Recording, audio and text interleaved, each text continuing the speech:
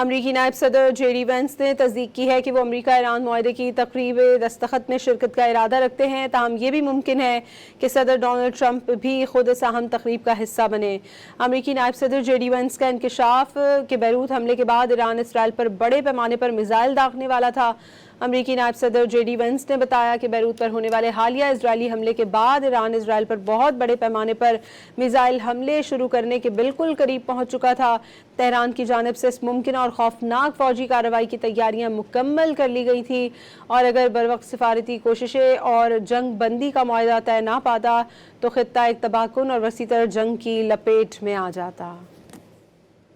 امریکی نائب صدر جے ڈی وینس نے تصدیق کی ہے کہ وہ امریکہ ایران معاہدے کی تقریب دستخط میں شرکت کا ارادہ رکھتے ہیں، تاہم یہ بھی ممکن ہے کہ صدر ڈونلڈ ٹرمپ بھی خود اس اہم تقریب کا حصہ بنے۔ امریکی نائب صدر جے ڈی وینس کا انکشاف کہ بیروت حملے کے بعد ایران اسرائیل پر بڑے پیمانے پر میزائل داغنے والا تھا۔ امریکی نائب صدر جے ڈی وینس نے بتایا کہ بیروت پر ہونے والے حالیہ اسرائیلی حملے کے بعد ایران اسرائیل پر بہت بڑے پیمانے پر میزائل حملے شروع کرنے کے بالکل قریب پہنچ چکا تھا۔ تہران کی جانب سے اس ممکنہ اور خوفناک فوجی کارروائی کی تیاریاں مکمل کر لی گئی تھی، اور اگر بروقت سفارتی کوششیں اور جنگ بندی کا معاہدہ طے نہ پاتا تو خطہ ایک تباہ کن اور وسیع تر جنگ کی لپیٹ میں آ جاتا۔